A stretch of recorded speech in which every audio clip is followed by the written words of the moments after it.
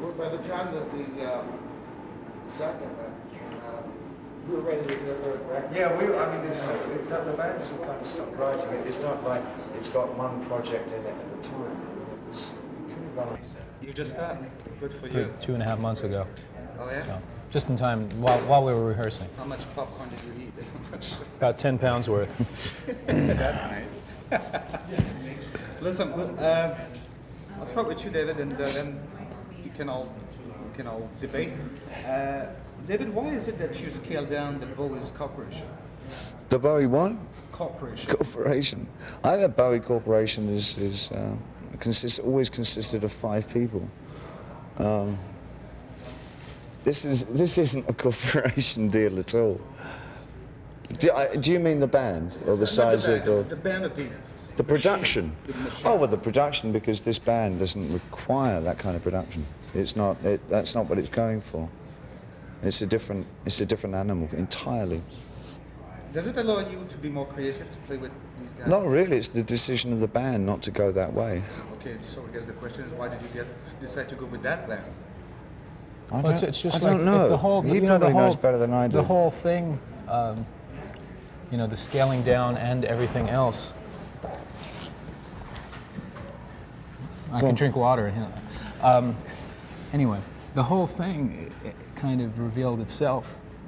I mean, the fact that it became a smaller scale thing, the fact that it became a band, all of those things came about accidentally. I mean, it was just an experiment. It was just a couple of guys in a recording studio making music that they wanted to make. And the fact that the chemistry was there meant that it felt like a band. And if it felt like a band, well then, isn't it a band? I mean, what constitutes a band, you know? And the fact that we all wanted to go out and just do straight ahead music without staging, with no production, without no production. I mean, and the fact that it didn't require that, you know, that the playing is the thing, you know. Yeah. It just sort of unfolded and became this way naturally, you know, as opposed to being planned. Yeah, I admit for me, it's I like not having the pressure of a production. I think productions are a real headache. I mean, they're worth doing. When it's something like, say, the Sound and Vision tour, when Edward was working with Edward Locke, who lives in Montreal, which you probably know. Something like that, at that level of that artistic sensibility is very fulfilling to do, and it was tremendous. I thought it was a triumph in terms of, as a piece of what you can do with monumental, minimal rock theatre. I thought it was sensational. I mean, I've seen nothing to better that. I thought that was superb. But that was still a headache. I mean, just the logistics, the technical logistics to get that screen and the video in sync with what I was singing at the time. I mean, you don't know what went into that. It looked so slick and smooth, and God, it was a pain.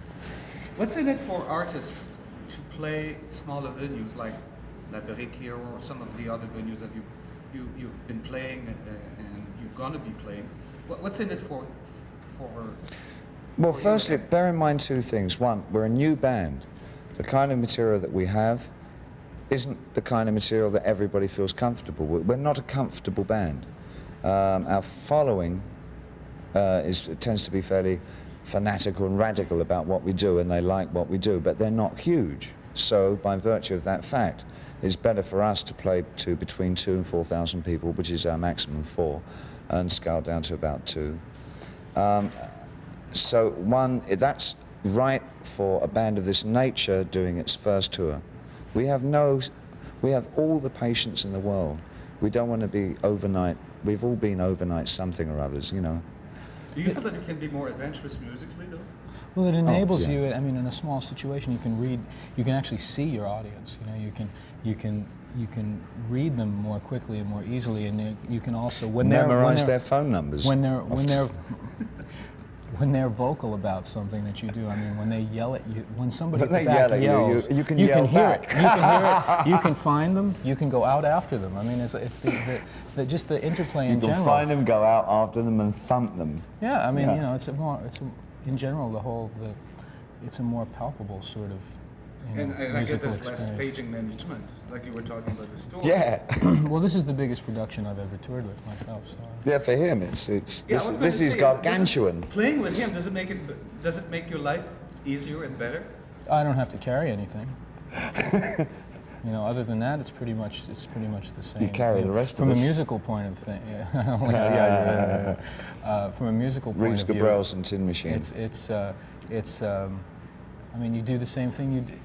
For me, I do the same thing I've always tried to do in a musical situation, which is, the interplay is important, the song's important, supporting the vocalist is important, all of those things. So that's no different. But the fact that there's actually someone who will carry the gear is nice. We had a vote early, and we've decided it's going to be Tony Sales and Tin Machine for this week. For this week, For this okay. week, I see. Do you have the feeling though that when you're on stage on the spur of the moment that you can be just let it out musically and Oh yeah. Yeah. like keep a riff going on and That's Oh, sort yeah. of one of our primary functions. Absolutely. I mean, whoever will deign to come and see both shows that we're doing in Montreal will realize after the second show that the two shows have absolutely nothing to do with each other. There's no set list. We call the numbers as we feel them. I have a list of all the numbers that we do, all the songs that we do, and we say if it feels like this song, Betty Wrong, and we just do Betty Wrong. So the atmosphere of each evening is very different because the hills and valleys of the performance change nightly. I mean, it can start really low and quiet and fairly complex and then get really hard rock and then come down. On the other nights, it'll start on a real high note and come down that. Some nights it starts there